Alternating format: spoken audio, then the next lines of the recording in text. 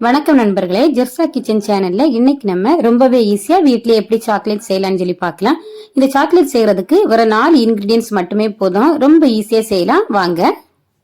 அதுக்கு ஃபர்ஸ்டா 3/4 கப் சர்க்கரை பவுடர் பண்ணி எடுத்திருக்கேன். சர்க்கரை ரொம்ப நல்லா ஃபைன் பவுடரா பொடிச்சு எடுத்துக்கோங்க.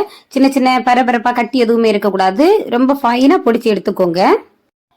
கூடவே 1/4 cup cocoa powder, 1/2 cup milk powder. நம்ம கொக்கோ பவுடர் மில்க் பவுடர் இந்த ரெண்டும் ஈக்குவலா சேர்க்கும் போது கொக்கோ பவுடரோட அந்த கசப்பு டேஸ்ட் அதிகமா இருக்கும். அதனால கொக்கோ பவுடர் கொஞ்சம் கம்மியாவே சேர்த்துக்கோங்க. இப்போ நம்ம சேர்த்து இந்த 3 இன்கிரீடியன்ட்டையும் நல்லா மிக்ஸ் பண்ணிக்கலாம். நல்லா மிக்ஸ் பண்ணி ஊற வச்சுக்கோங்க. கட்டி எதுவுமே இல்லாம நல்லா மிக்ஸ் பண்ணி எடுத்துக்கோங்க. இதுல நம்ம பார்க்க வேண்டிய மெயின் திங், சர்க்கரையை நல்லா பவுடர் பண்ணி எடுக்க வேண்டியது. எந்த அளவு நம்ம ஃபைன் பவுடரா எடுக்கிறோமோ அந்த அளவு நம்மளோட சாக்லேட் ரொம்பவே டேஸ்டா இருக்கும். இப்போ நம்ம இதை டபுள் பாயிலிங் மெத்தட்ல தான் ரெடி பண்ணி எடுக்க போறோம்.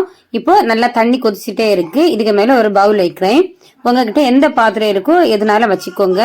இனி இதுல எந்த கப்ல நம்ம சர்க்கரை எடுத்தோமோ அதே கப்ல நம்ம 3/4 கப் அளவு எண்ணெய் சேர்க்கலாம். நான் இப்போ தேங்காய் எண்ணெய் தான் சேர்க்கிறேன்.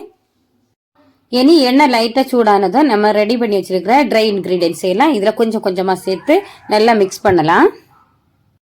இந்த ட்ரை இன்கிரீடியன்ஸ் எல்லாம் கொஞ்சம் கொஞ்சமா சேர்த்து இதை மிக்ஸ் பண்ணி எடுக்கிறதுக்கு நமக்கு அதிக டைம் ஆகாது. ஒரு 3 நிமிஷத்துல இது நமக்கு சட்டுன்னு ரெடி ஆகிரும்.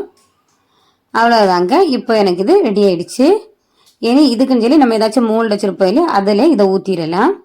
இதுக்குன்னு சொல்லி உள்ள மோல்டெல்லாம் நமக்கு தேவையில்லை. உங்களுக்கு என்ன மாதிரி பட்ட மோல்டு இருக்கோ அதுல ஊத்திக்கோங்க. இனி இந்த சாக்லேட் குள்ளாடி எல்லாம் நான் ட்ரை ஃப்ரூட்ஸ் வைக்கிறேன்.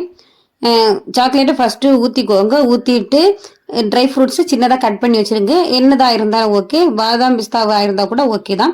எல்லாத்தையும் சின்னதாக கட் பண்ணிக்கோங்க. சின்னதாக கட் பண்ணிட்டு இதுக்கு மேலே இந்த மாதிரி வச்சு ஃபோக் வச்சு அது சின்ன நீடில் மாதிரி ஏதாச்சும் ஒன்று வச்சு லைட்டாக ப்ரெஸ் பண்ணிக்கோங்க.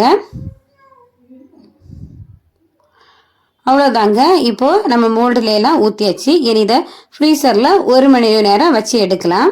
1 மணி நேரம் கூட தேவையில்லை. ஜஸ்ட் ஒரு 15 நிமிஷத்துலேயே இது நமக்கு சூப்பராக ரெடி ஆகி கிடைக்கும்.